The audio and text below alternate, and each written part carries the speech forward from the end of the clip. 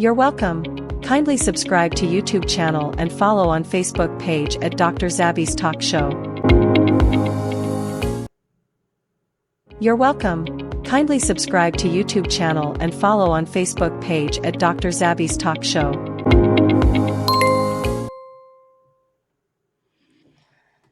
Kí gbogbo wa nílé lóko lẹ́yìn òdì wípé akóbójú ọjọ́ ṣe rí níbikíbi tí ẹ bá ti ń wò mí níbikíbi tí ẹ bá ti darapọ̀ mọ́ mi. Mo kí ẹ̀yin ìyá, mo kí ẹ̀yin bàbá, mo kí ẹ̀gbọ́n, mo kí àbúrò. Ọlọ́run tó láyé tó lọ́run kò ní fi wá sílẹ̀, kò ní padà lẹ́yìn wa ní agbára lọ́wọ́ Ọlọ́run. Èmi ọmọ yín olólùfẹ́ yín Dr. Zabby Talk Show, ààyè ọpẹ́ yọ ṣó yọ lọ́dọ̀ tí yín náà ní agbára lọ́wọ́ Ọlọ́run. Ààyè ọpẹ́ a máa yọ fún wa lórí ọmọ, lórí ọkọ, lórí ìdáwọ́lé wa. Ààyè ọpẹ́ a máa yọ ní agbára lọ́wọ́ Ọlọ́run. A tún ti dé bá ṣe máa ń dé wípé èwo ni àgbéyẹ̀wò lọ́jọ́ títí òní. Àbí Ọlọ́run tó láyé tó lọ́run kó má jẹ́ ká ṣìwí, kí ẹ̀yin náà kẹ́ má ṣì wá gbọ́ ní agbára ní ọwọ́ Ọlọ́run. Tẹ́ní máa ní ẹ̀tìkẹ́ díẹ̀ Yorùbá Nation no going back. Ẹ jẹ́ sáré lọ sí ìpolówó. God bless you.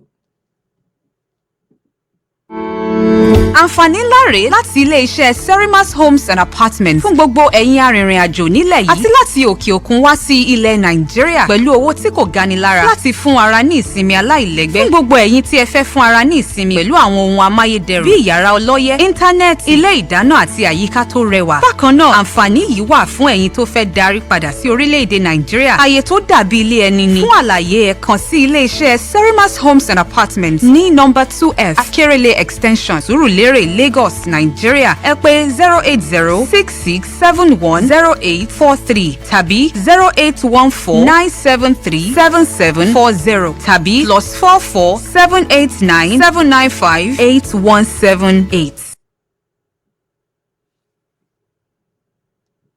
You're welcome. Kindly subscribe to YouTube channel and follow on Facebook page at Dr. Zabby's Talk Show. Máa ń wọ̀wọ́ ẹ̀ àkàlẹ́. Èpè ní pẹ̀lú èpè ní kò lè ráyè, èpè ní pẹ̀lú èpè ní kò lè. Bẹ́ẹ̀ni èpè ní ọ̀pẹ ni tí ń bá ń fara ni wá. Èpè ní ọ̀pọ̀ àwọn ọ̀hún èpè náà tí wọ́n wù èpè náà. Ẹ bá wa bẹ̀jọba o, ẹ bá wa bẹ̀jọba. Ẹ bá wa bẹ̀jọba o, ẹ bá wa bẹ̀jọba. Ìnira pọ̀ lápọ̀jù, ẹ bá wa bẹ̀jọba. Ẹ̀bẹ̀ là ń bẹ̀jọba o, ẹ̀bẹ̀ là ń bẹ̀jọba. Ìnira pọ̀ lápọ̀jù ẹ. Mo kí wa káàbọ̀ sórí ètò lẹ́ẹ̀kan sí wípé akóbójú ọjọ́ ṣe rí. Ètò tí èní tí àbáwo débi tó parí sí ànímọ̀ báwo ló ṣe ṣẹlẹ̀. Gẹ́gẹ́ bóyá máa ń rí náà ni fún àwọn àgbéyẹ̀wò tí a máa ń jọ gbéyẹ̀wò. Bọ́dà mi àti sísá mi, àwọn kan tiẹ̀ máa ń béèrè question kan Yorùbá Nation no going back. A fi gba kọ́kọ́ padà sẹ́yìn bó ṣe lè hùn kó mọ. Bọ̀ ọ̀rọ̀ ìrìn àjò yìí ó dàbí ẹni tó lóyún ni. Àwọn ìgbésẹ̀ tó wà lórí ọ̀rọ̀ wípé èèyàn di ọwọ́ di ẹsẹ̀ sínú kò ń ṣègbésẹ̀ tó kéré o. Tó ń yà mí lẹ́nu bí àwọn kan tó ń rò wípé ọ̀rọ̀ Yorùbá Nation yìí ṣe ló wà ní àpò àwọn kan tí wọ́n gbé sílẹ̀. Kódà gan wò wípé báwo ni gbogbo ẹ̀ ṣe silent báyìí.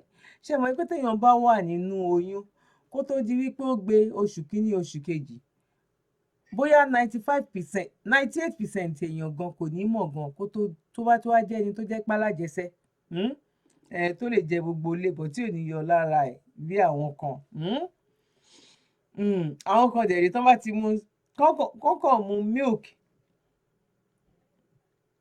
bóyá tí just anything tó bá ní fat tó bá mú báyìí within a week, a month wọ́n máa ti mọ̀ lára ẹ̀ pé oh my God mo ti ń gain weight. Tó dẹ̀ jẹ́ pé àwọn kan alájẹsẹ́ ni wọ́n. Mi ò fi bá alájẹsẹ́ bẹ́ẹ̀ náà dẹ̀ ni mi ò fi bú àwọn tó bá tọ́lọ́run kẹ́ tó lómi lára. Àárín méjì làwa wà. Now kí ni mo fẹ́ fàyọ ń bẹ̀ ni wípé ìgbà tó bá dé oṣù kẹta yẹn á máa gbó á máa yọwọ́ oríṣiríṣi. Tó bá dé oṣù kẹrin, tó bá dé oṣù karùn-ún tí tó máa fi dé oṣù kẹsàn-án tá à ń pè ní 9 months. Lẹ́yìn ìgbà tó bá tún kúrò ní oṣù mẹ́sàn-án yẹn tá bá wá bí ọmọ, ẹ wo wàhálà tọmọ máa ṣe. Kó tiẹ̀ tó bẹ̀rẹ̀ ní pé òun fẹ́ máa grab pé òun fẹ́ máa mu milk tìyá ẹ̀.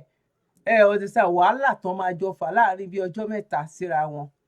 bí ó ṣe ń dùn ìyá lọ́mọ fẹ́ máa grab wípé àní mo fẹ́ fún nǹkan kan sí ọmọ mi máa tún lóun ò gbóúnjẹ, ọmọ mi máa ní òun mílìkì ìyá òun nìkan lòun fẹ́ gbà, ọmọ mi máa lóun ò gba mílìkì.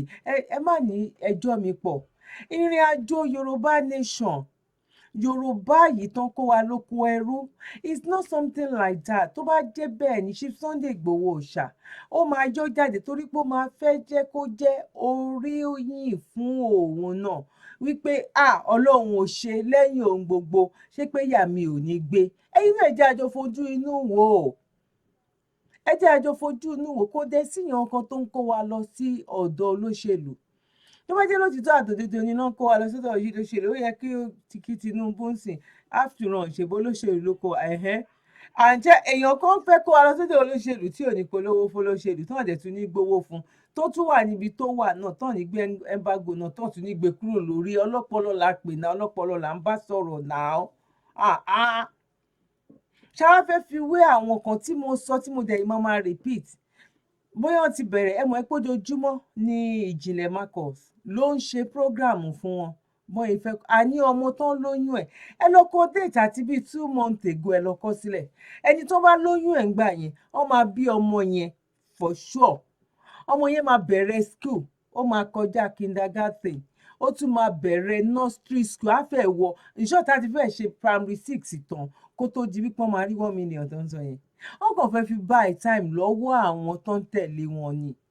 Ọ̀rọ̀ yẹn dàbí ọ̀rọ̀ ìgbà tán béèrè 5 million lọ́wọ́ wa tó fi ń buy time pé òkè kí ẹ mọ̀ nígbà tó tí 5 million yẹn tó tún pé wọ́n tún sọ òkè wọ́n tún kọ́kọ́ wọlé fún bíi 3 months.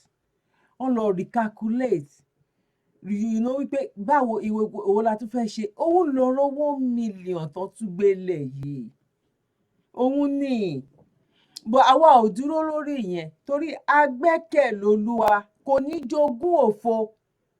Chief Sunday Igboho alànà ni bí bàbá náà ṣe jẹ́ alànà. Chief Sunday Igboho dẹ̀ ń sọ́jọ́ ọlọ́la wípé àwọn ò lè ṣe, Ọlọ́run ló lè ṣe nǹkan yìí. Ẹni tó dẹ̀ tún lágbára ju àwọn lọ lórílẹ̀‐èdè ní ilẹ̀ Yorùbá ó pọ̀ rẹpẹtẹ náà, àwọn nìkan kọ́ náà. Chief Sunday Igboho sí pé èmi ni torí ẹ̀ ní ìyá yìí ṣe dé tán welcome ẹ̀. Tó bá pọ́n máa lé mi èmi ni ó yẹ kán fi gbogbo ìgàbá ẹ̀ kán fi block ẹ̀ kúrò pé kí ló ń sọ láéláé ò lè rí bí wọ̀. Brother mi àti sister mi, Yorùbá nation no going back. Mo máa ń béèrè question kan wípé ìgbà wo ni àmọ́, àsìkò wo ni àmọ́ bá mọ̀ wípé ní agbára lọ́wọ́ Ọlọ́run wàhálà èmi àti yín kò ní já sórí asán. Torí bá a ṣe jọ ń ṣe program yìí owó lẹ fi ra data. Èmi gan tí mò ń sọ̀rọ̀ yìí gan, ẹ bá rí time tí mò ń ṣe léyìí lọ́wọ́ tí mo dẹ̀ ń lọ fi iṣẹ́ ní àárọ̀ ọ̀la. But a ń láti máa sọ báyìí náà ni bọ́kẹ́ lè mọ̀ wípé àwọn kíni àwọn kan wà tí ọ̀rọ̀ yìí tó ń dùn tó dẹ̀ ń ṣiṣẹ́ lórí ẹ̀. But wọ́n ní ọ̀kí ń kó aláṣetì kó kú iṣẹ́ o.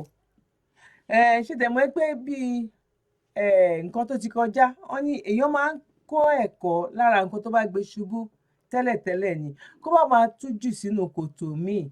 Nǹkan tó ṣẹlẹ̀ nìyẹn o. Ẹ má rò wípé bóyá kò sí nǹkan kan mọ́.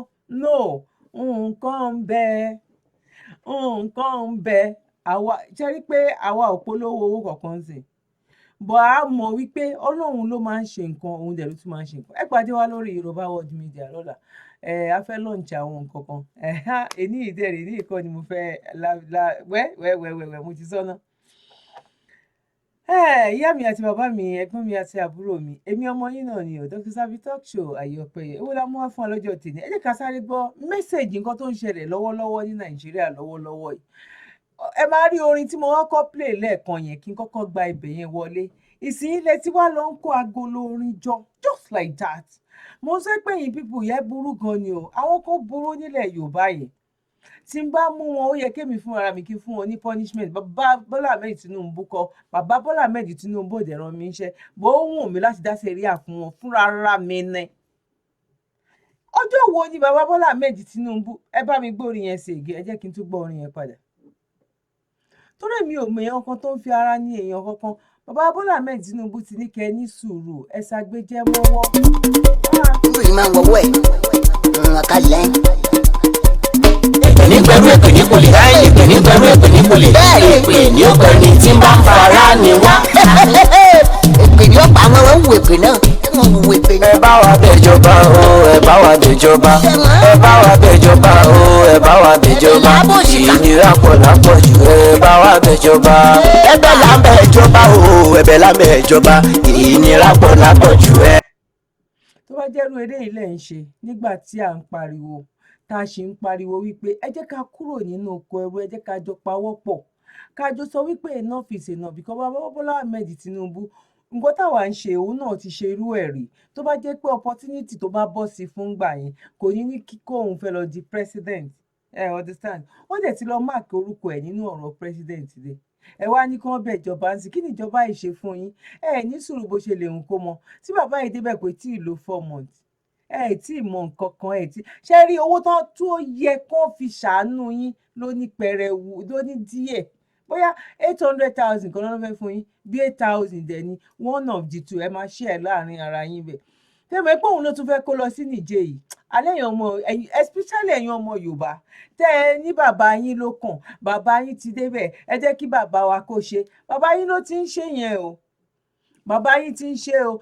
Òkè kí ni àǹfààní ẹ jẹ́ kó ọmọ Yorùbá ṣe? Ẹ kàn orúkọ lásán, gbajúmọ̀ orúkọ, mo di president Nàìjíríà, à ń pariwo, à ń sọ wípé Nàìjíríà ti tán, Nàìjíríà ti wọmi, Nàìjíríà ti wà nínú wọlẹ̀, kò sí nǹkan kan nínú kí anything mọ́. Èyí tó yẹ kó fi wá fèsì reality nsìn, kó fèsì problem tó ń ṣẹlẹ̀ sí àwọn arúgbó, àwọn ìyá, àwọn olóyún. Ẹ wo fídíò kan, máa yẹn ó máa wà bóyá bíi 30 something years old, I think so. Ó sick, ó wá rí wípé òkè bóyá òun náà ti rí pé sickness yìí òun ò lè dá mójútó mọ́, bóyá ó wá fẹ́ lọ sí family house wọn lọ́nà ìlú òkè, I don't know ibi tó jẹ́. Nínú mọ́tò ló ti faint tó ti kú. Wọ́n jálẹ̀ nínú mọ́tò tán tẹ sílẹ̀. Ọmọ yẹn wá ń sunkún, wọ́n wá ń béèrè lọ́wọ́ ọmọ yẹn wípé bo ló ti ń bọ̀, bóyá láwọn ń bọ̀ láti Àjàṣẹ́ tàbí ibì kan ṣá, àwọn ń lọ sí Sábó, wọ́n dẹ̀ ní Sábó lẹ́kọ̀ọ́, làwọn ń lọ ibì kan ṣá. Bàbá ẹ̀ ṣàkú lẹ́gbẹ̀ẹ́ lójú ẹ̀ ń bẹ̀, ọmọ yẹn ń sunkún. Tán wá ní bóyá ẹni tó bá mọ ọmọ yìí o, wọ́n wá fi òkú bàbá ẹ̀ yẹn fi hàn. Ó lè jẹ́ torí 5,000 naira, ó lè jẹ́ pé bóyá iṣẹ́ ti bọ́ lọ́wọ́ ẹ̀ tí ò ṣiṣẹ́, tí ò níṣẹ́. Ẹ wo ibi tó ń fẹsẹ̀ rìn lọ ní Èkó, ní Nàìjíríà, not Èkó. Ọlọ́kadà gan ò gbádùn ara ẹ̀, oní Uber ò gbádùn ara ẹ̀, oní taxi ò gbádùn ara ẹ̀, because owó tó bá fẹ́ ṣe Uber ń sìn, oye tó máa repo, ó wá ku ẹni tó fẹ́ gbé, because ibi tó bá fẹ́ gbé wọn lọ ní 5,000 naira tẹ́lẹ̀tẹ́lẹ̀, ó ti di 8,000. Ṣóun gan ní 8,000 yẹn lọ́wọ́ gan láti san? Àwọn tó ń ṣiṣẹ́ ṣó ń gbowó gan kó tó di wípé àwa ti rí tẹ́lẹ̀tẹ́lẹ̀, a ti mọ̀ tẹ́lẹ̀tẹ́lẹ̀ wípé a ní Nàìjíríà ti tán, ó ti tán pátápátá. In short, ẹ má tí bẹ̀jọba bàbá Tinubu o. Ojú yín máa rí màbo yẹn báyìí, ojú yín máa rí. Púpọ̀ nínú nǹkan tó wà nílẹ̀ ìgàn, it's left to you, it's in your hands. Ọwọ́ yín báyìí ló wà, ẹ̀yin náà lè ṣàtúnṣe ara yín. Ìgbà tí àwọn Nìjẹ̀ tó jójú ẹ̀ ń sìn ṣé hàn bọ́ síta, tó bá dé ojú ẹ̀ oníkálukú máa bọ́ta tí ò ní wọlé lọ sùn. Ẹ ṣì ń wọlé lọ sùn, mi ò lè wá kú, kò lè jogún ilé bàbá ẹ̀, bóyá kò dẹ̀ lè joyè ilé bàbá ẹ̀ ni. Gbogbo ìta yìí ń ṣe preamble ní gbogbo wa la ṣì ń ṣe yìí. Tó bá dójú ṣùṣù fùrọ̀ àlà, tẹ bá tún bẹ̀rẹ̀ sí, and I'm pretty sure ṣe báwọn ọmọ Yorùbá ni, kọ́ máa repo ní 1,500, kókù kọ́ máa gbé ọmọ wọn kọ́ lọ máa tà ní 5,000 naira. Mi ò lè wá kú yìí náà ni. Mi ò lè wá kú.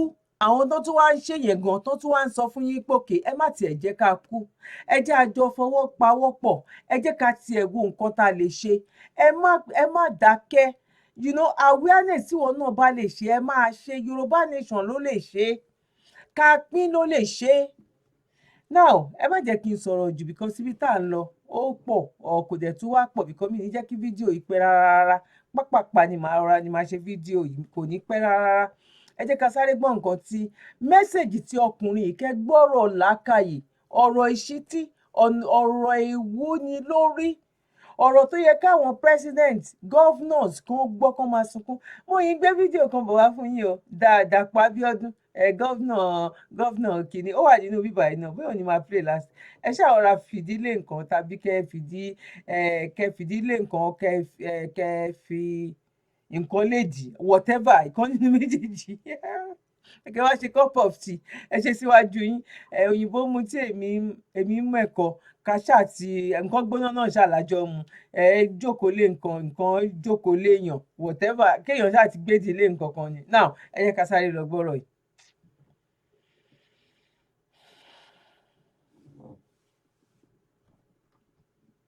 Ẹ bá wa play ẹ jẹ́ ká sáré play ti máa tó wà nù mọ́tò tó ń ṣe fàájì lọ yìí. Now. I would like to make an announcement from the Sose dynasty right here in the Grand Monumtapa Kingdom and summon all the kings and all the presidents to call each other and have an Africa summit immediately, which can begin to discuss the issues of the unity of Africa. This cannot be done in the buildings of Africa Union because when you go there, you have not done anything of difference. So we suggest that you call yourselves for a meeting. The other day I saw all of you were willing to run into China because one Chinaman had called you and you all ran there.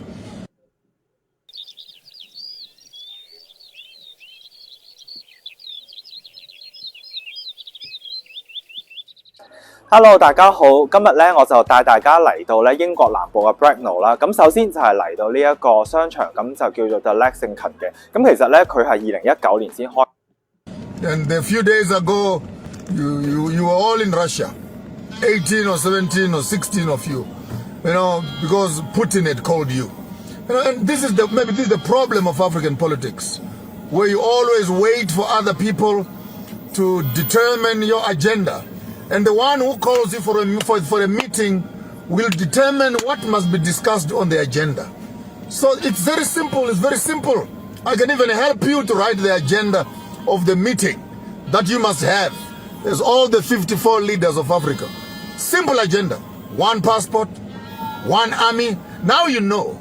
We used to say these things some few years ago and you thought that we were crazy. They will be killing you one by one as African leaders and as African countries.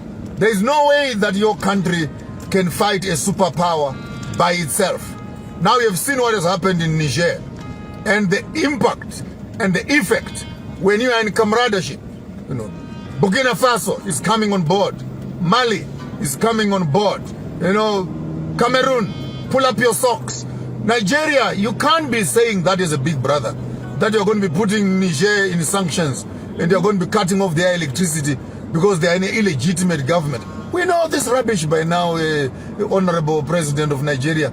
You're still struggling to get recognized yourself. So don't make it more complicated.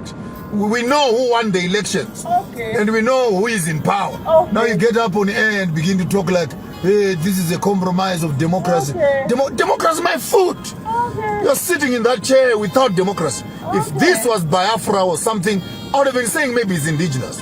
So we need to start seeing Mali, Senegal, Cameroon, Burkina Faso, Niger coming together.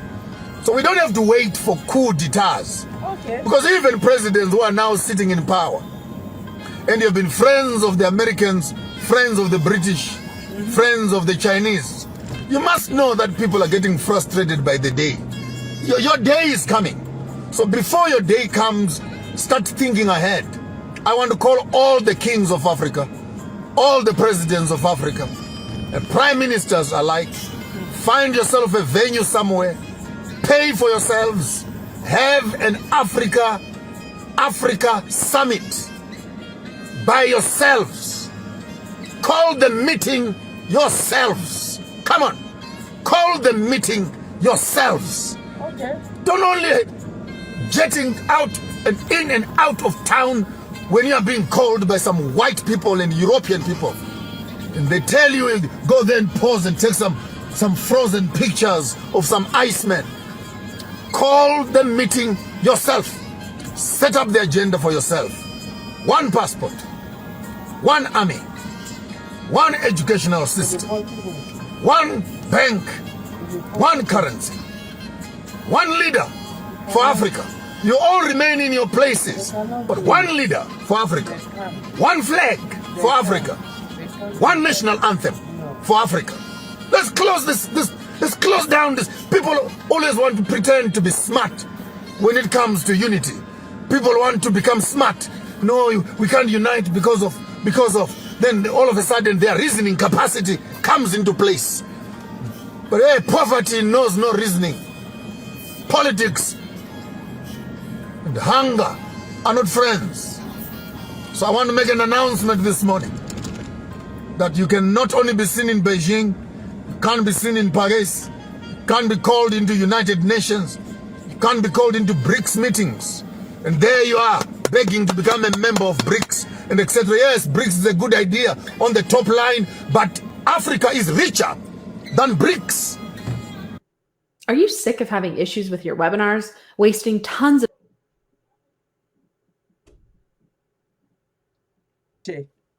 ta ni àwa gangan tá láṣẹ tọ́rọ̀ Áfíríkà tó fi rí báyìí? Nàìjíríà ò ní sọ́pọ̀tì fact. Bọ́lá Ahmed Tinubu kò ní gbà torí pé mọ̀ wípé ó ti ń rùn lórí òun. Ó mọ̀ wípé gbogbo ọ̀nà ni bàbá wa ló fi wà nínú danger. Torí ó yìn lọ fèsì ẹjọ́, a mọ̀ wípé ó ń rìn yẹn lọ́wọ́. Ọ̀rọ̀ aráàlú ò gbádùn. Ìgbà mélòó làwọn aráàlú ti ń gbé bàbá wa ṣépè ńsìn? Ìgbà mélòó làwọn Nìjẹ̀ náà ti ń gbé bàbá wa ṣépè náà? Because ara ń kan àwọn èèyàn tẹ́lẹ̀tẹ́lẹ̀. Mo tún sọ sẹ́ẹ̀, a ní revelation or vision. Tá bá sọ pé mo fẹ́ rí vision fún ẹ, or rí vision fún ẹ, or ríran sí ẹ. Àwa la gbà sí òdì. Àwa la gbàrọ̀ pé wọ́n rí vision sí yàn, àwa la gbà sí òdì. Òyìnbó náà rí vision tó òyìnbó ń rí. Wọ́n ń ṣe, wọ́n ń prepare, wọ́n ti rí nǹkan tí wọ́n fẹ́ ṣe ní in the next 100 years. 100 years tí àwọn ò sí nínú ayé mọ́, wọ́n ti plan ẹ̀ sílẹ̀. Àwọn ti rí nǹkan tó fẹ́ ṣe, China ti rí nǹkan tó fẹ́ ṣe in the next 150 years sílẹ̀ ńsìn. But vision tí àwa ta fẹ́ rí òun ni wípé ta ló fẹ́ wọlé lọ́la. Vision tí àwa Áfíríkà ta fẹ́ rí, ìyá ẹ̀ ló ń ṣe. Vision tí àwa Áfíríkà ta fẹ́ rí, àárí vision wípé òkè ìjọba yìí o tó máa wọlé ní ọ̀la yìí, títì yìí tàn ṣe tàn yìí, òun ló máa parí ẹ̀. Tí ò bá parí títì yẹn, wá arrest mi. Òyìnbó máa rí vision wípé òkè tó bá ti di in the 2027 nílò mọ́tò petrol mọ́. Àwọn ti rí, ó ti ṣe àsọtẹ́lẹ̀, àwa máa ṣiṣẹ́, wọ́n máa ṣiṣẹ́ lọ sí orí àsọtẹ́lẹ̀ táwọn sọ yẹn. Báwo ló ṣe máa wá sí ìmúṣẹ? Ẹ bá mi fi comment sílẹ̀, ẹ̀yin ìyá mi, ẹ̀yin bàbá mi, tọ́rọ̀ yẹn bá mú yes. But vision tí àwa máa ń rí òun ni wípé ìyá bàbá ẹ̀ ló ń ṣe, orogún ìyá ẹ̀ ló ń ṣe. Vision táwọn pásítọ̀ náà dẹ̀ máa rí, èèyàn kan wà níbí báyìí, ó ń wọ́ ọmọ, èèyàn kan wà níbí báyìí, ìyàwó ẹ̀ òun ló mú passport tó fẹ́ fi travel, òun wá rí passport yẹn, ó ti mú lọ sí àwọn ibì kan, ó ti ní kọ́kọ́ ẹ̀. Kí ló ṣe àwọn Áfíríkà? Ṣé yẹ̀pẹ̀ tó gbóná lọ́lọ́run fi dá wa ni? Tàbí àwa la mọ̀ọ́mọ̀ la ya, Yorùbá máa ń pè lé ẹ̀họ̀nà. Àwa la mọ̀ọ́mọ̀ kan ya ẹ̀họ̀nà mọ́ Ọlọ́run lọ́wọ́. ó ga o ní ìgbà tí ó ń fún wa ní sáfítíkẹ̀tì méjì wọ́n ní sáfítíkẹ̀tì lélẹ́yìí o a kí yín kú oríire o ẹ ti bọ́ ní oko ẹrú lẹ́ni o òun lélẹ́yìí wọ́n wá fún yín ní another certificate ní ọjọ́ kan náà wípé oko ẹrú tẹ bọ́ nínú èyí náà o ó ní àwọn nǹkan kan o tó jẹ́ wípé bíi 90% or 70% àwa la ìmọ̀ máa control ẹ̀ o ṣe rí wípé agbede méjì ọ̀hún ààyè ohun ni gbogbo wa wà. Bàbá Bọ́lá Ahmed Tinubu ò lè ṣe é torí pé wọ́n mọ̀ wípé àwọn gan náà gan ó ń rùn ní orí àwọn bí ó ṣe ń bá lọ yẹn because especially in Nigeria ní gbogbo Africa gan pàápàá gan ní gbogbo Africa gan pàápàá èwo ló sàn nínú ẹ̀ ètò ìṣẹ̀ṣẹ̀ bẹ̀rẹ̀ sí ní sàn bẹ́ẹ̀ sí náà òun làwọn youths náà bẹ̀rẹ̀ sí díje tó ń gbàjọba àwọn kó máa fẹ́ pé àwọn ọ̀la ìjọba ológun ìjọba tó wà ń bẹ̀ ń sìn kí ló ń ṣe fún ará ìlú ìgbà táwọn ìjọba kó máa wà ń bẹ̀ tó máa sọ wípé àwọn fẹ́ lo 22 years láwọn ibòmíì àwọn ìjọba àwọn Áfíríkà yìí náà ni àwọn tó ń wá lo 20-something years gan níwọ̀nba 8 years tó bá lò ní ìtú Nàìjíríà yẹn ìjọba kan fi ń nu ìjọba kan ni ìgbà tí Babangida wà ń bẹ wọn níjọba ń bẹ tó wà ń bẹ tẹ́lẹ̀ wọn ló dá ìgbà tí Shagari wà ń bẹ àwọn àlejò tó wà ń bẹ tẹ́lẹ̀ wọn ló dá ìgbà tí Abacha náà tó wà ń bẹ àwọn níjọba kan tó wà ń bẹ bàbá Ìyábọ̀ náà wọn níjọba kan tó wà ń bẹ eléyìí náà tí à ń ṣẹ́ èpè pẹ̀lú ìnira àwọn tó gbé pósí àwọn tó ń lọ sí church àwọn tó ṣe gbogbo ẹ̀ pé ìjọba bàbá búbù ó horrible ó ṣe kinní kan ẹ wá wo èyí tó wá wà ńbẹ̀ kí ni mo wá fẹ́ fà fún yín tí mo fẹ́ sọ ńbẹ̀ ni pé gbogbo nǹkan tó ń ṣẹlẹ̀ yá níbo ni ọpọlọ wọn wà Tinubu mọ nǹkan tó ń fẹ́ lọ fèsì ní orí àga go and come kọ́ ó mọ̀ wípé ó le koko ní ìgbà tí lady Haúsá tó wà ní north tó lòun wọ́n sí bàbá Tinubu wípé òun béèrè lọ́wọ́ ẹ̀ pé kí ni blueprint tó ní lọ́wọ́ ó sọ pé òun ò tí ì ní nǹkan kan lọ́wọ́ because gbogbo orú nǹkan báyìí ó ti mọ àwọn nǹkan kan ó yẹ kí wọn náà ti ṣe ohun ọ̀kẹ́ sílẹ̀ wípé tí n bá kọ́kọ́ débẹ̀ náà ìrọ̀rùn wo ló máa kọ́kọ́ dé bára àlùbọ̀ wọ́n ní kẹ́ kọ́kọ́ máa lọ sínú ìnira náà wípé ẹ má wọrí o ẹ mọyé èèyàn just like that ẹ̀mí òyàn jẹ́ nǹkan kan fún àwọn olórí wa bìkítà kí ẹ bí wọn nìkan lọ kí ẹ fún ṣẹ́rí níwọ̀nba bóyá bíi 2 months tí máa yìí tó ti wà ń bẹ̀ ṣe máa mú yí ẹ̀mí èèyàn tó ti jábọ́ pẹ̀lú carelessness pẹ̀lú wípé ó ń jẹ àwọn èèyàn lówó owó iṣẹ́ owó ìlágùn wọn rí iṣẹ́ yẹn ṣe ẹ máa rí ẹni tó ní master degree tí ò gba 50,000 naira nínú owó oṣù ní Nàìjíríà wọ́n pọ̀ lọ bí ọjà bí ọ̀rá tàbí àwọn ṣe bí wọ́n pọ̀ bí ọjà bí kinní kan náà máa ń pè ṣá tí ò gba 50 ó dẹ̀ tún máa wọ mọ́tò at the end of the day wọ́n tún máa wá jẹ́ lówó irú èèyàn bẹ́ẹ̀ yẹn kí sickness kó wá dé báwo lè fẹ́ treat rẹ̀ báwo lè fẹ́ ṣe é. ẹ jẹ́ ká máa gbọ́rọ̀ máa yín lọ.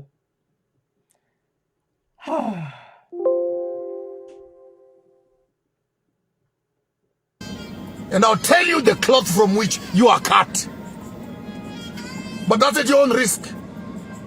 But to avoid any inconveniences, call your meeting. Elder Museveni, call the meeting. Elder Mnangagwa, call the meeting. Masisi, call the meeting. Genkop, call the meeting. Tore, call the meeting. Ruto, call the meeting. Call the meeting yourselves. I repeat, call the meeting yourselves. And begin to set up an agenda for yourselves as African leaders. Or else, these coup habits that you are seeing, 6 coups so far, 7, 8 coups, it's not going to stop. The young people are becoming impatient because you are not prepared to be dealing with critical issues of African unity. Our strength as Africa is only in unity. The small little stupid flags and stupid borders that we put around us are not security at all. They are not security at all. Don't even be excited that we have our flag, we have our national anthem. That's all you have. A piece of cloth. And a few poems you call a song. Call a meeting. Convene an African summit. Host it yourselves. Set up the agenda. Put up objectives. Clear objectives. Before you leave office, leave us a legacy of a united Africa. Then you can die. Just leave us a legacy of a united Africa. We are right at the plateau. We cannot wait any longer. Kò lè ṣẹlẹ̀ ní. Kò lè ṣẹlẹ̀ torí wípé ìṣẹ̀dá tó ta jẹ́, irú èèyàn ta jẹ́ kò lè ṣẹlẹ̀. Wọn ò lè unite, a lè wà papọ̀ bẹ́ẹ̀ yẹn. Torí pé léyìí ò ní gbà, tọ̀hún ò ní gbà. Èyí tó jẹ́ ti Nàìjíríà lásán gan, tó jẹ́ wípé ṣé bóun ló ń sọ yìí, òyìnbó ló ṣe flag yín, òyìnbó ló describe nǹkan tẹ́ máa jẹ́, òyìnbó ló dá ló ṣe òkè ibi báyìí nítorí tí eléyìí dé, ibi báyìí òyìnbó ló ṣe gbogbo everything fún wa. Ká tiẹ̀ wá jókòó kẹ́ wá fìmọ̀ ṣe ẹyọ kan wípé òkè ọ̀nà owó la fẹ́ gbà. Ẹ wo nǹkan tó ń ṣẹlẹ̀ pẹ̀lú Niger náà. Ẹ wo nǹkan tó ń ṣẹlẹ̀ pẹ̀lú wọn. Ṣé ó ní ẹ̀bi? Ṣé ó ní ẹ̀bi? Ẹ wo iye owó wa. Títóbi fún Ọlọ́run Elédùmarè. Ẹ wo iye owó wa tí Buhari tó kó fún àwọn Niger. Tó tún sọ boldly. Mọ́tò tí àwọn ọlọ́pàá ti wa ò lò ní owó ọrọ̀ ajé wa tí àdé ń jẹ ìran wa. Òun ni àwọn fi ń ṣe títì láti north tó fi ń ṣe train lọ sí Niger. Òun ló fi ra irinṣẹ́ fún wọn, ló fi ra mọ́tò fún wọn. Whereas 70% nínú ọrọ̀ ajé wọn, France yìí ló ń gbà lọ́wọ́ wọn. Ẹ̀yin France ilẹ̀ dẹ̀ bọ́ta níbi 6 months ago láàárín yí àtàwà yìí. Tí Dúpẹ́ Onítìrí sọ wípé iṣẹ́ òun àtọkọ òun làwọn ṣe débẹ̀ tó fi tú yín lẹ̀ nínú oko ẹrú, torí mo play ẹ̀. Mo lò ó nínú fídíò náà tí mo ṣàlàyé. Mo play ohun Dúpẹ́ Onítìrí tó sọ wípé ọpẹ́lọpẹ́ òun, àwọn òṣàṣetìrí, òun àtọkọ òun nígbà táwọn gbégbèsè yẹn nígbà yẹn, bọ̀ Ọlọ́run ọkọ òun kú, bọ̀ ìgbà tọkọ òun kú yẹn, òun wá relax, òun ṣàbẹ̀rẹ̀ sí ní tẹra mọ́, Ọlọ́run wá ṣe gbogbo ẹ̀. Ẹ̀yin tẹ́ bá ti wo fídíò yẹn pẹ̀lú mi, ẹ bá mi ṣe yes. Ní ìgbà tó rí wípé France president ó release apology fún àwọn Africa tán lọ kó lẹ́rú ní tipátipá, òun lòun jáde ló sọ nǹkan yẹn fún àwọn mugun, àwọn mùmúdè tó ń tẹ̀lé. Nísìnyí gba tẹ́tí apology, why tẹ́ fi wọ́n sílẹ̀? Why tẹ́ jẹ́ kó ní ìdí? Tó bá jẹ́ ìjọba ló pè wọ́n, okay, ẹ sọ wípé káwọn ìjọba àwọn ìjọba lọ gba ìjọba lọ́wọ́ àwọn tó máa ń pè lálágbádá àwọn alágbádá, àwọn ológun, àwọn lọ gbàjọba lọ́wọ́ àwọn tó máa ń da agbádá. Agbádá òṣì, agbádá àyà tó ń dà kiri ní àti ọjọ́ ìyẹn. Kí ló fi ṣe fún wa? Nígbà tó wá jẹ́ pé àwọn ológun wá débẹ̀, inú àwọn aráàlú wá dùn. Òkè, ta ni winner?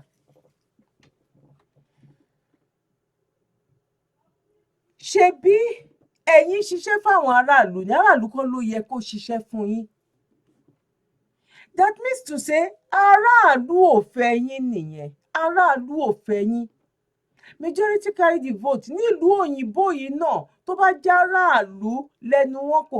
Kí ló jẹ́ tán bá lọ sí National Assembly wọn or whatever assembly tán lọ máa ń ṣe meeting. Tán bá lọ sí parliament wọn, kí ni ó fà tán fi máa ná vote? Ṣebí majority carry the vote ni. Ẹ wo nǹkan tí àwọn ìyà táwọn aráàlú ń jẹ. Ẹ wo nǹkan tí àwọn France ń jẹ.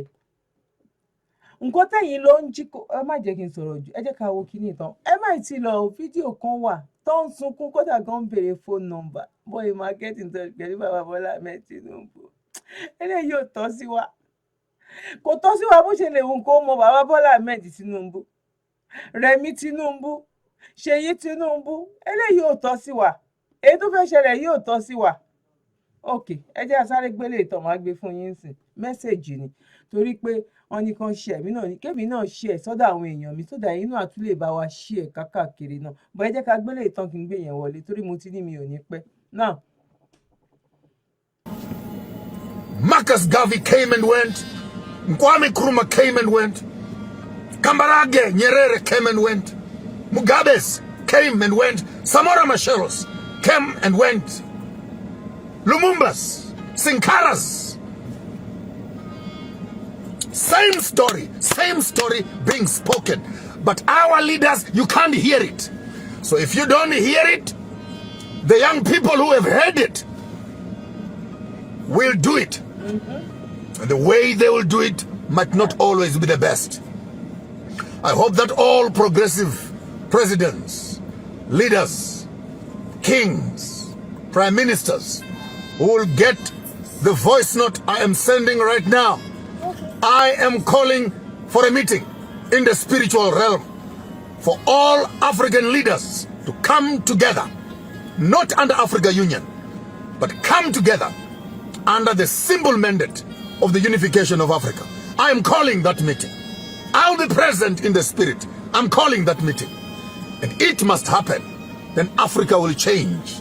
A better future for us and our children. The old way of running a mentoring program is often like swimming through it. We are one nation.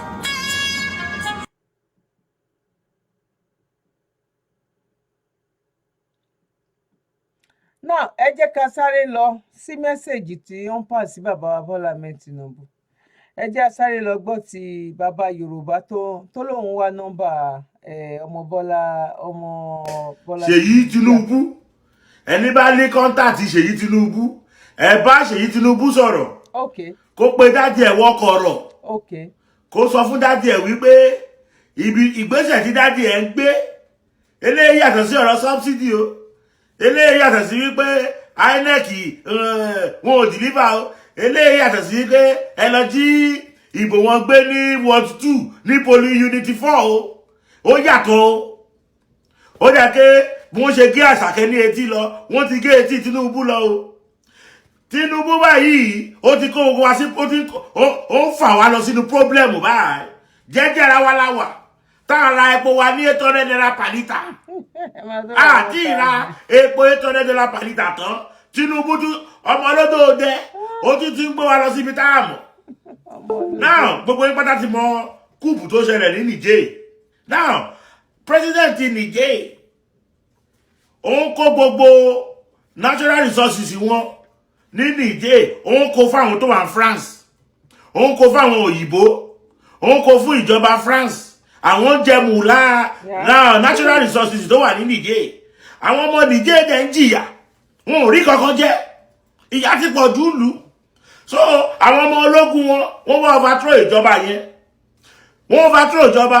Wọ́n ní wípé afẹ́jọ ẹ kúrò ń bẹ̀. Now wá àkáǹtì fún wa, why tí ìyà fi ń jẹ àwọn ọmọ wa.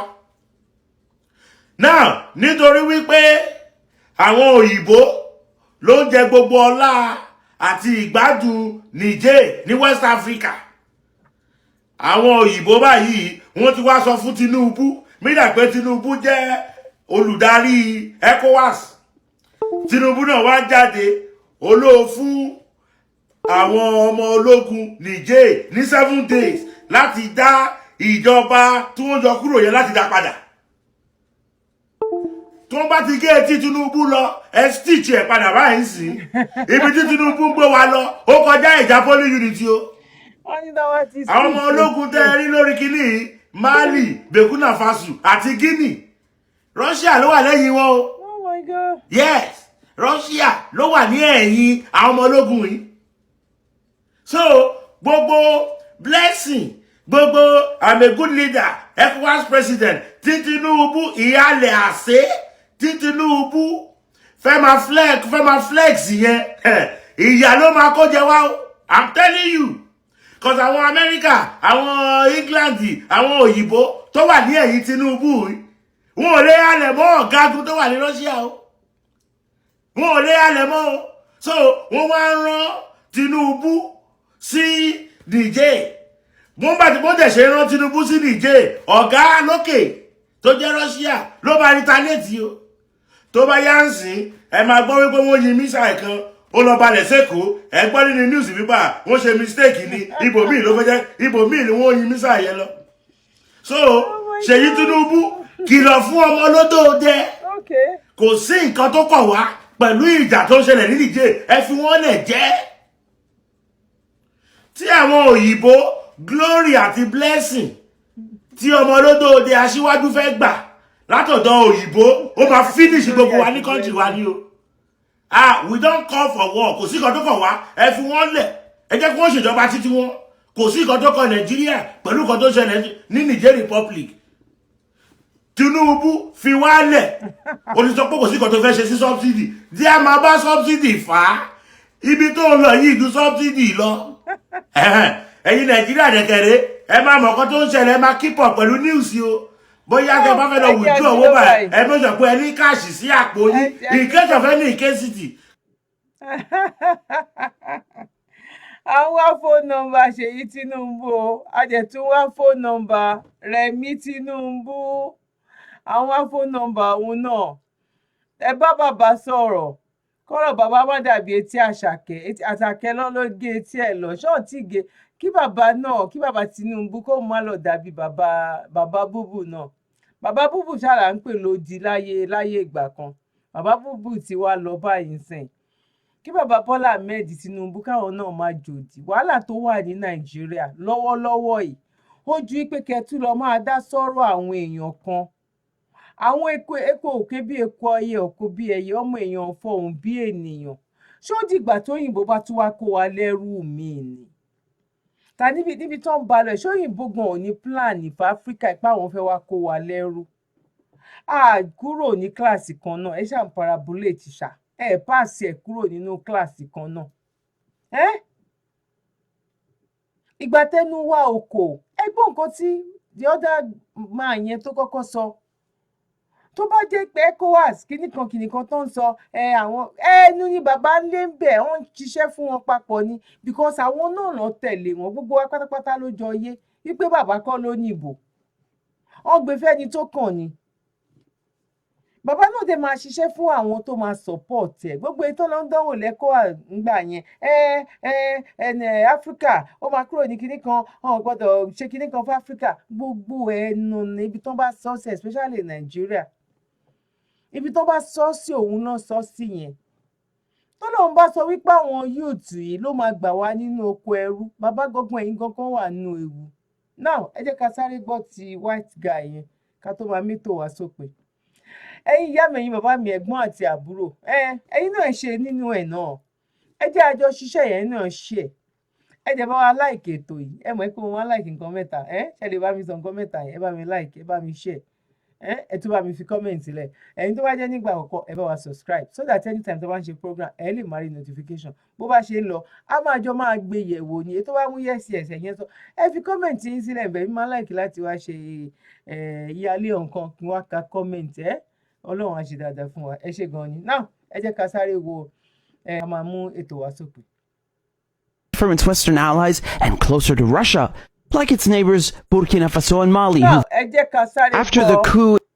Ẹ jẹ́ ká sáré gbọ́ eléyìí náà ká fi máa ṣíra wa létí wípé nǹkan tó tí ò kan Nàìjíríà òun ló lọ ń dá sí i bó bá ṣe lè hùn kó mọ torí àwọn ẹni yìí kò yẹ kán sí nínú oko ẹrú oko ẹrí tó ń kó wá sí mò ń tàn kankan sí àní ní ìlú òyìnbó nílùú tán sí Ọlọ́run bọ̀ tán ní ìbẹ̀rù Ọlọ́run tá à ń sọ yìí ní ìgbà tí Russia tó fẹ́ lọ jà ìjà tí ò kan àwọn náà òun mà ló jẹ́ kí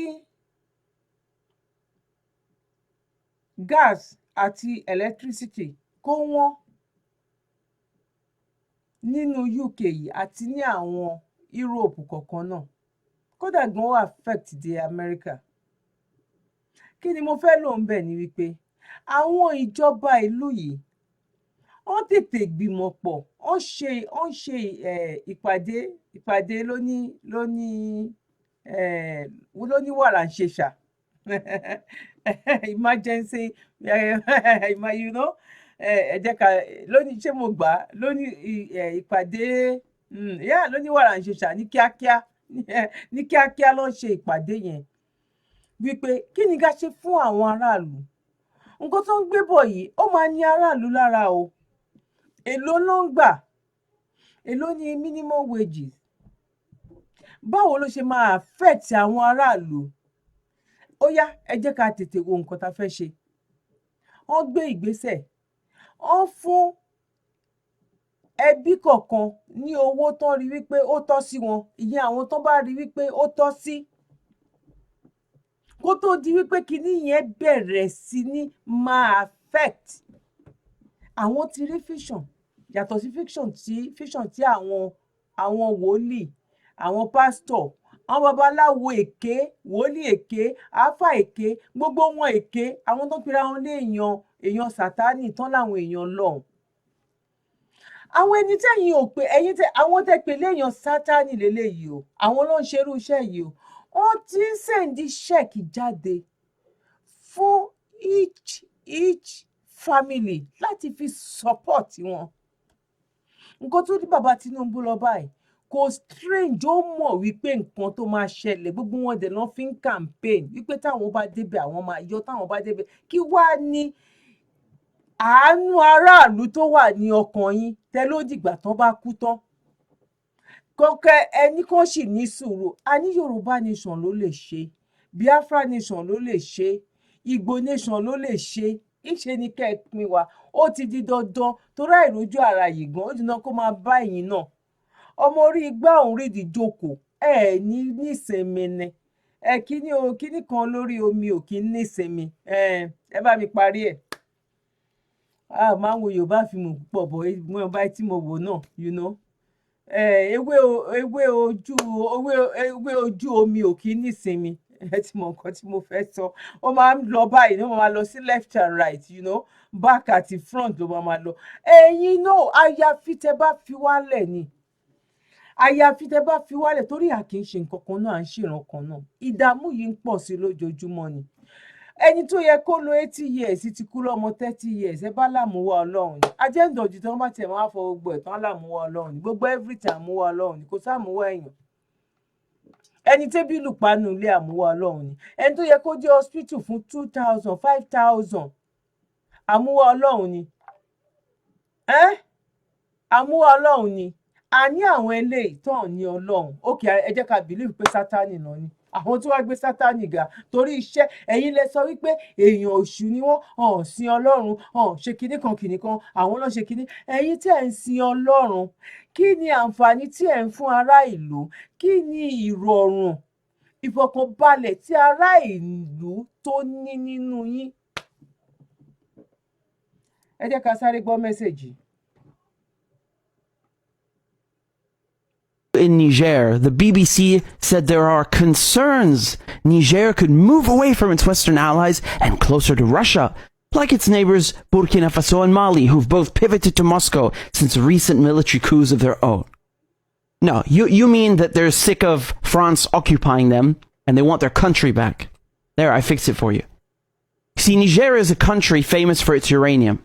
When we talk about neo-colonialism, this is one of the best examples. Mm-hmm. The French are heavily dependent on nuclear energy, and 1/3 of French homes are powered by uranium that comes from Niger, the Eiffel Tower even.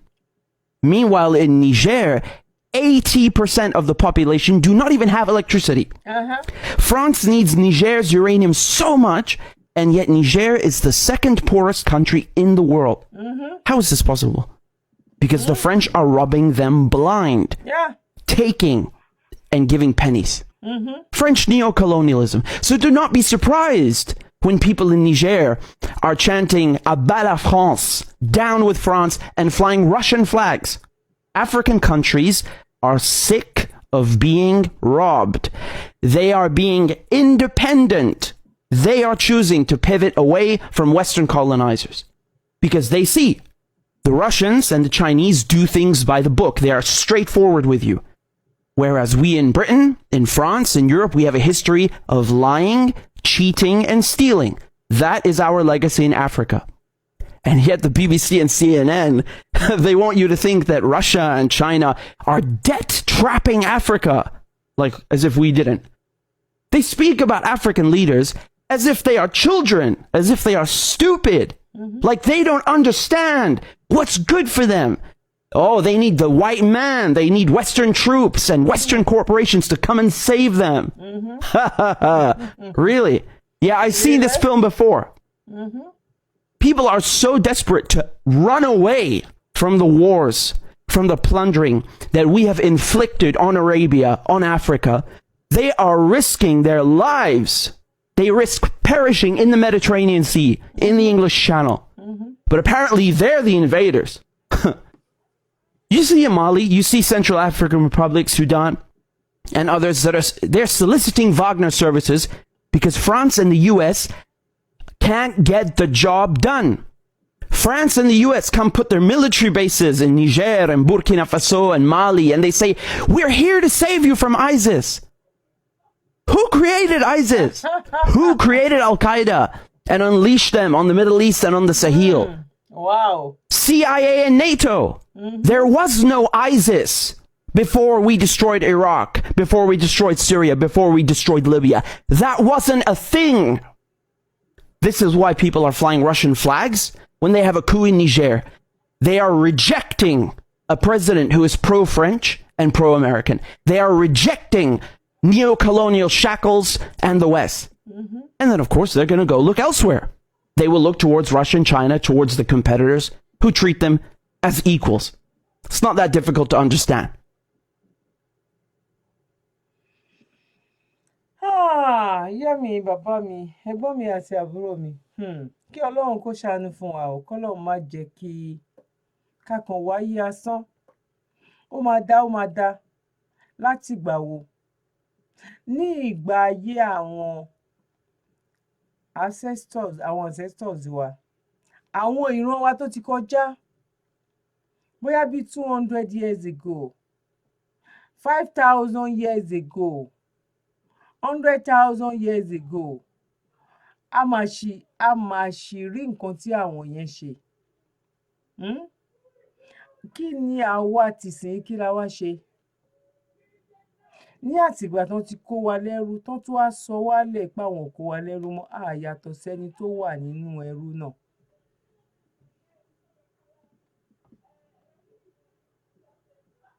Kóyìnbó tó wá kó wa lẹ́rú, tẹ́ bá lọ sí museum wọn nínú UK ń bí báyìí, àwọn ti France náà kó tiwọn, and I'm pretty sure pé àwọn ti America náà máa ní.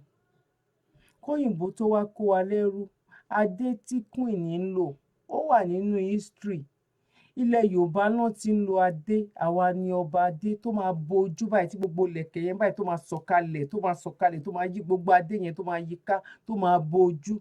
Àwa ọ̀dọ́ wa náà ti rí.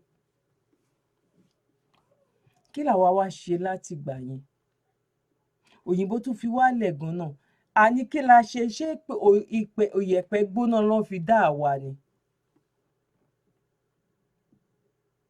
Àwọn tá a sọ pé wọn ṣẹ̀sìn, àwọn táwa condemn wípé ẹni ibi ni wọ́n, àwọn làwa wá ń sábà o. Àwọn tẹ́ ń pè ní pọ́mọ èṣù ni wọ́n yẹn, that means to say èṣù tí ẹ gbé àwọn òyìnbó nìyẹn. Èṣù gbé wọn bàjẹ́. Torí ọmọ èṣù làwa kà wọ́n sí. Ọmọ èṣù lẹ kà wọ́n sí. Àwọn ò sin Ọlọ́run, àwọn ò lọ́lọ́run, àwọn ò kírun, àwọn ò lọ sí chọ́ọ̀chì, àwọn ò ṣe kìnìkan, ọmọ èṣù ni wọ́n. That means to say èṣù sí wọn. Èṣù gbèmí lórúkọ àwọn òyìnbó ló yẹ ká parúkọ orúkọ àwọn òyìnbó sínsìn. Torí àwa ta sọ wípé a ní ṣọ́ọ̀ṣì, a ní mọ́ṣáláṣí, a ní kìnìkan, bóyá 2% ló gbé wa nínú ẹ̀. Òyìnbó tó wá ń sin èṣù, òun wá lọ sí 90%. Whereas òyìnbó ló sọ fún wa pé ẹ ká lọ ní paradise. Àgbéyẹ̀wò leléyìí o, bó bá ṣe rí lọ́dọ̀ tí ẹ jẹ́ a fi comment sílẹ̀. Eléyìí kò tán síbí báyìí, kò tí ì tán báyìí, torí Yorùbá nation òun nìkan ló lè ṣe. Igbo nation òun nìkan ló lè ṣe, Biafra nation òun nìkan ló lè ṣe é. Gbogbo àwọn tó kù ní Áfíríkà ọ̀n ní èdè tán kó papọ̀, torí ẹ̀ náà ṣe kàn sọ Giant of Africa tí ò wúlò, tí ò ní nǹkan kan ṣe fún wa. Senegal lédè tiwọn, Cameroon, Ghana, Togo, Niger, gbogbo wọn bẹ́ẹ̀ yẹn náà ní èdè wo ní Nàìjíríà, èdè wo ìbólẹ̀ ṣe bóyá mi ò dẹ̀ tí mọ̀. Èdè òyìnbó tá à ń sọ ò kì í ṣèdè wa. Ọ̀pọ̀lọpọ̀ nínú àwọn tí France lọ kó lẹ́rú, wọ́n ti gbé èdè France sílẹ̀, wọ́n láwọn ò sọmọ last week ló ṣẹlẹ̀. Nàìjíríà wo ló jẹ́ èdè English? Ṣé English wá jẹ́ èdè títí wa ni? Àwa ti fẹ́ da English sílẹ̀, ṣẹ́rí pé àwa ti ń kọ́ Yorùbá by fire by thunder, gbogbo wa máa sọ, a máa padà sí school, a máa bẹ̀rẹ̀ sí ní máa sọ ní tàtàtà, òyìnbó gan ti ń bá wa kọ́. Kọ́lọ́run kó ṣe dáadáa fún wa, kọ́lọ́run má sọ wípé àṣemọ ni eléyìí fún èmi àti yín, kọ́lọ́run má sọ pé àṣemọ ni. Kọ́lọ́run jẹ́ kí kájọ rí ìgbà náà tá máa ju flag sókè. Kọ́lọ́run má la sọ ọmọ lélẹ́yìí. Kọ́lọ́run má jẹ́ àṣìwí, kẹ́yìn náà kẹ́ má ṣe wá gbọ́. Ní agbára lọ́wọ́ Ọlọ́run, Yorùbá nation no going back. Kò sí nǹkan kan, àwọn kan wà tó jẹ́ wípé wọ́n ṣì ń gbàdúrà fún Nàìjíríà. Ìrọ̀rùn eku ni ìrọ̀rùn ẹyẹ, bọ̀ bẹ́ẹ̀ ni bá máa ṣe rí ọ̀la lẹ máa ti mọ̀. Àní nǹkan tó yìnbó fẹ́ ṣe ní in the next 50 years, àwọn ti rí vision sílẹ̀. Vision tẹ̀yìn rí ní Nàìjíríà, vision ọmọ yẹn máa lọ lóyìnbó lọ́la, ọmọ yẹn máa ṣe kinní kan àwọn aláwọn nǹkan tó wo vision tó yìnbó máa ṣe. Nǹkan báyìí la fẹ́ gbé gba ìlú báyìí. A máa mú train yẹn, èyí tá à ń lò tẹ́lẹ̀ yẹn àì máa lò. But in the next 20 years, a gbá research lórí train kan tó jẹ́ pé èyí tẹ́ ń lò tẹ́lẹ̀ yẹn 3 hours ló máa lò. Ṣé rí lèyí tó máa ṣẹlẹ̀ ní in the next 20 years yẹn 1 hour 10 minutes òun ló máa lò lọ. But wọ́n ti gbé wọ́n ti ya map yẹn sílẹ̀. Ó kọjá òye tiwọn. Wọ́n máa ń like nǹkan kí nǹkan máa fáwọn ní challenges. Kí wọ́n máa wò ó pé òkè báwo la lè ṣe kinní, báwo ló yẹ lè by time tó ń sọ yẹn, owó tó fẹ́ lò, everything tó máa fi gbá research, every goddamn thing wọ́n ti prepare sílẹ̀, wọ́n ti máa ṣe, wọ́n máa sọ ọ̀ ní sùn lọ́sàn-án, ní sùn lóru. At the end of the day, wọ́n máa rí wípé àwọn lé nǹkan táwọn rí, táwọn ọkàn ìfi pẹ́ẹ̀nì ya vision yẹn, ọkàn ìfi ìyá sílẹ̀ ni. Pé kíní yìí, tá bá mú báyìí, tá bá mú báyìí, tá bá ṣe lè, tá bá ṣe lè, báwo la lè kó jọ, á wá pe àwọn bọ́ọ̀lù. Africa, wake up. We have to. Ọlọ́run á ṣe dáadáa fún wa. Ọlọ́run ní fi wá sílẹ̀. Well, do your better and leave the rest. Yorùbá nation no going back. Ìgbà wo ló máa jẹ́? Nobody knows. Àsìkò wo ni? Ọlọ́run nìkan ló mọ̀. Ìgbà wo ló máa gbé flag sókè? Ọlọ́run ló mọ̀. Bọ̀ kí ló dá mi lójú? Yorùbá nation ó ti di mọ́ ṣe. A máa gbà ní agbára lọ́wọ́ Ọlọ́run. Igbo nation, Biafra nation, gbogbo alágbára Ọlọ́run. Torí tá bá pé òun ńlá lè fi, ìrọ̀rùn ikú ni ìrọ̀rùn ẹyẹ sẹ̀. Nínú UK tá wà, òfin wọn yàtọ̀ síra wọn díẹ̀. Àwọn nǹkan kan wà tó jẹ́ pé tó bá ṣe ní Manchester, o lè ṣe ní Newcastle. Bóyá owó kan tó bá gbà ní Manchester, o bóyá àwọn nǹkan kan ṣá, àwọn nǹkan díẹ̀ tó change. Àwọn nǹkan tó máa gbà ní London ó máa yà díẹ̀ tó ń dẹ̀ jọ wà state oníkálukú. But ìgbà tó wá ní Nàìjíríà bá ṣe pọ̀ tó yẹn, gbogbo nǹkan tó bá fẹ́ ṣe ní Manchester, tó fẹ́ ṣe ní kìnní kan, tó fẹ́ ṣe lógùn state, tó fẹ́ ṣe máa gbé máa bọ̀ l'Abuja, Abuja nìkan ti máa pàṣẹ fún yín. Kẹ́tẹ̀ ọkọ̀ bẹ̀rẹ̀ lórí pé kọ́lọ́pàá kí Ògùn state kó tẹ̀ lọ́lọ́pàá tiwọn, kí Lagos state kó lọ́lọ́pàá tiẹ̀, kí àwọn Edo kan lọ́lọ́pàá tiwọn, so that oníkálukú á lè máa mójútó ara ẹ̀. Ọlọ́pàá yẹn ó máa jọ́mọ ìlú, wọ́n máa lè mọ ibi táwọn ajẹgúdújẹrá, àwọn olè nǹkan kan bẹ́ẹ̀ yẹn. Bọ̀ torí pé àwọn ọgọ òfẹ́ àti àwọn òyìnbó yẹn gan máa sọ fún àwọn gan náà ya plan. Ẹgbọ́n nǹkan tí màá tó sọ̀rọ̀ yẹn náà. Òyìnbó kan bá pe àwọn president wa, ìgbà àwọn president náà máa forí lálé láti lè lọ síbẹ̀.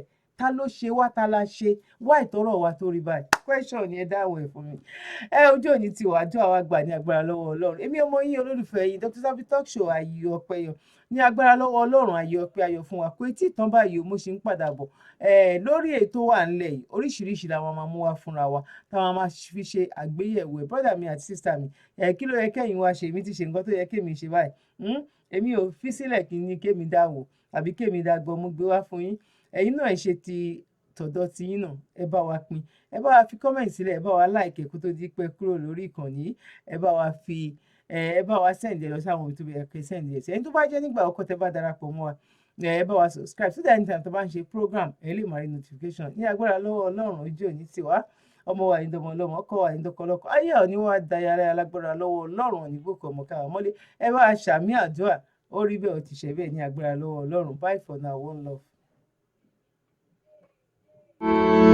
Àǹfààní ńlá rèé láti ilé-iṣẹ́ Serimas Homes and Apartments fún gbogbo ẹ̀yin arìnrìn-àjò nílẹ̀ yìí àti láti òkè òkun wá sí ilẹ̀ Nàìjíríà pẹ̀lú owó tí kò gani lára láti fún ara ní ìsinmi aláìlẹ́gbẹ́ fún gbogbo ẹ̀yin tí ẹ fẹ́ fún ara ní ìsinmi pẹ̀lú àwọn ohun amáyédẹrùn bíi ìyàrá ọlọ́yẹ́, íńtánẹ́ẹ̀tì, ilé ìdáná àti àyíká tó rẹwà. Bákan náà, àǹfààní yìí wà fún ẹ̀yin tó fẹ́ darí padà sí orílẹ̀-èdè Nàìjíríà. Ààyè tó dàbí ilé ẹni ni. Fún àlàyé ẹ kàn sí ilé-iṣẹ́ Serimas Homes and Apartments ní nọ́mbà 2F Akérèlé Extension Sùúrùlérè Lagos Nigeria ẹ pè 08066710843 tàbí 08149737740 tàbí +44 789 795 8178.